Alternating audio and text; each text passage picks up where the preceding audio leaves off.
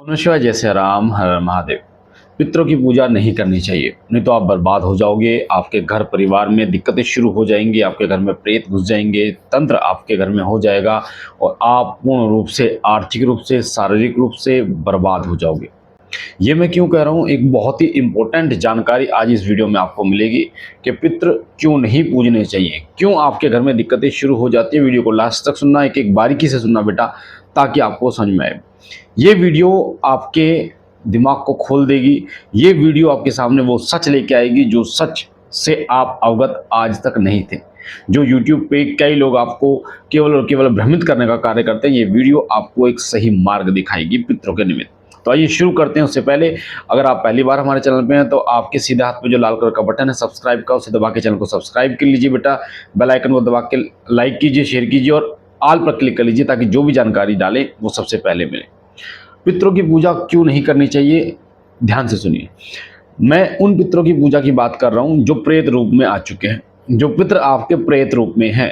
क्योंकि आपके घर में जो अकाल मृत्यु हो रही है, जो व्यक्ति किसी बीमारी से जिसकी मृत्यु हो गई है, आपको नहीं पता कि वो पितर है या फिर प्रेत है।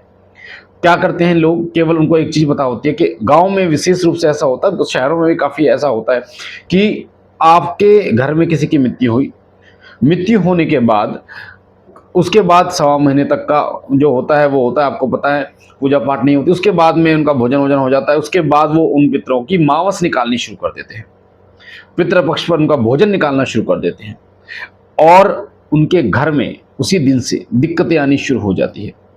मैं पितरों की पूजा मना नहीं कर रहा हूं, पर मैं उन पितरों की पूजा के लिए मना कर रहा हूं जो पितर आपके प्रेत योनि में हैं, जो पितर आपके आपके हित में नहीं है, जो पितर बंधन में आ चुके हैं, जो पितर किसी अन्य प्रेत के बहकावे में आ चुके हैं, जो पितर किसी तांत्रिक ने बांध लिए हैं, या जिन पितरों को मलिन कर दिया गया है। मैं उन पितरों की बात कर रहा हूं कि उनका आपको भोग प्रसाद नहीं देना। हमारे दरबार में श्री सिद्धि शक्ति धाम में हर हफ्ते 200-150 लोग आते हैं और मैक्सिमम लोग केवल और केवल पितरों की ही बात करते हैं।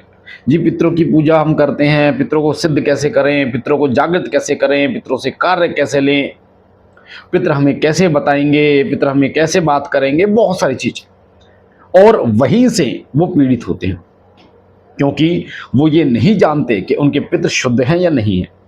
वो ये नहीं जानते कि उनके पितर उनकी सहायता पे हैं या नहीं है। वो मावस निकालते हैं उनकी, यानी खीर पूरियां निकाल रहे हैं, भोग दिए जा रहे हैं, उनके घर में दिक्कतें बढ़ती जा रही हैं, बढ़ती जा रही हैं, बढ़ती जा रही हैं। मैं आगे आपको ये भी बताऊंगा कि जब आपके पितर प्रेत योनि में होते हैं तो आपको कैसे क्या संकेत मिलते हैं, आपके साथ क्या क्या बदलाव होने शुरू हो जाते हैं। तो वीडियो को ध्यान से सुनना, बने रहना वीडियो में बेटा। जब आप पितरों की पूजा करते हैं, जिस दरवाजे से पितर आपके घर में घुसते हैं उसी दरवाजे से प्रेत भी आपके घर में घुसते, ध्यान रखना।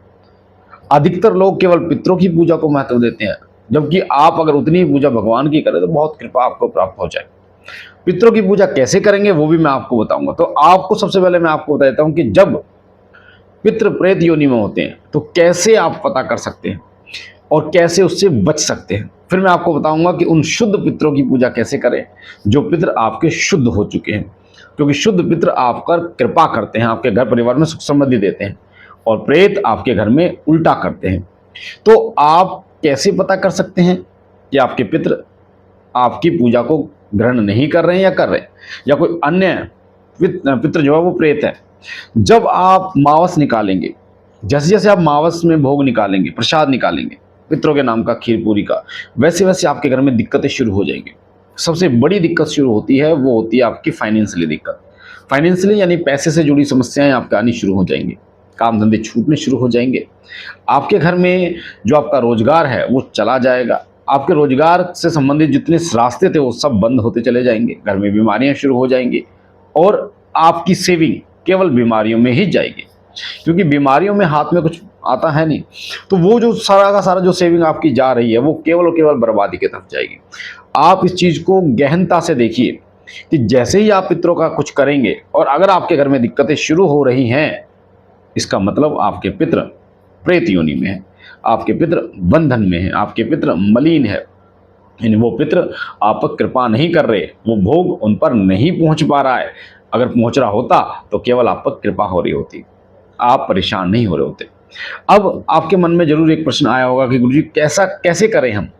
अभी ये तो मैंने आपको बता दिया कि कैसे जाने। अगर आप पितृपक्ष में या अमावस्या निकालते हैं या पितरों के निमित्त कुछ भी करते हैं, तो अगर आपके घर में दिक्कतें शुरू हो जाती है तो स्टॉप, वहीं रोक दो, कुछ मत करो पितरों के निमित्त। इसका मतलब पितर आपके मलिन है।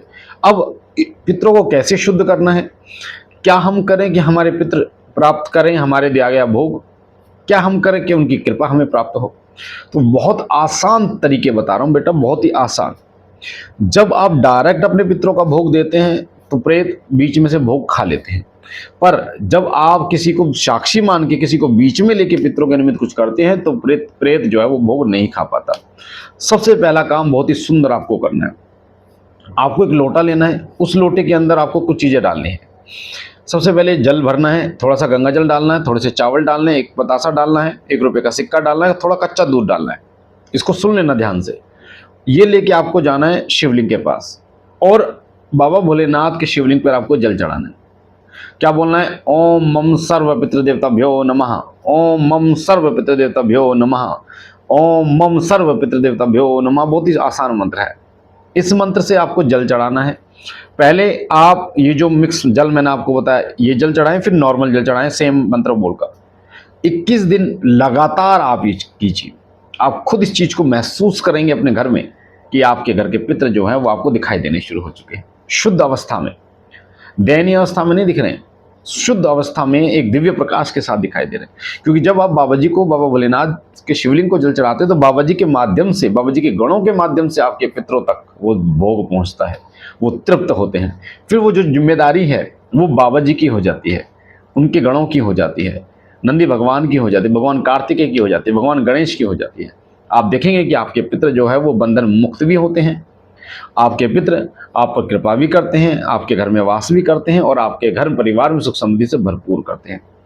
एक तरीका मैंने आपको ये बताया। अगर आप नहीं जा सकते किसी कारणवश, वैसे तो जाना चाहिए, कोई बड़ी बात नहीं है, मंदिर आपके चारों तरफ मिल जाएंगे, तो दूसरा कार्य, कई लोग ये प्रश्न करते हैं गुरुजी घर पर नहीं कराना बेटा, मंदिर में जाके कराना है। दूसरा तरीका, सेम सामग्री लेकर भगवान सूर्य को अर्घ दें। ओम मम सर्व पितृदेवताभ्यो नमः। इस मंत्र से भगवान सूर्य नारायण भी आपके पितरों तक आपके भोग को पहुंचाते हैं। तो ये 2 कर्म आप करेंगे तो निश्चित रूप से आप देखेंगे कि आपके पितर जो है बहुत ही शुद्ध हो चुके हैं, उनकी कृपा आपको प्राप्त हो चुकी है और आपके पितरों की कृपा के माध्यम से आपके घर में सुख समृद्धि हो चुकी है। जब आप ये कर्म करेंगे तो आपको सबसे पहले इसका संकेत मिलेगा, वो है आपके घर में फाइनेंशियल स्थिति अच्छी होती चली जाएगी, पैसे से जुड़े रास्ते खुलने शुरू हो जाएंगे, मार्ग खुलने शुरू हो जाएंगे, नौकरियां लगनी शुरू हो जाएंगी, अपना काम लगना शुरू हो जाएगा, उधार पैसे वापस आने शुरू हो जाएंगे, बीमारियां रुक जाएंगी, आपके घर में नुकसान जो होते हैं, बिजली के नुकसान है या गाड़ी घोड़े के नुकसान बंद हो जाएंगे। आप देखेंगे बहुत ही सुंदर तरीके से आपके पितर आप पर कृपा करेंगे। तो मुझे आशा है ये बहुत ही सुंदर जानकारी आपको पसंद आई होगी। एक पुण्य हमने किया, एक अच्छा कार्य हमने ये वीडियो बनाकर, ये जानकारी देकर आपको किया, और एक पुण्य आप कीजिए, ज़्यादा से ज़्यादा इस वीडियो को शेयर कीजिए लोगों तक, ताकि और लोग इन प्रपंचों से बच पाएं, भ्रमों से बच पाएं और बाबा जी की कृपा प्राप्त कर पाएं। हम मिलते हैं नई जानकारी के साथ, तब तक के लिए ओम नमः शिवाय, जय श्री राम, हर हर महादेव।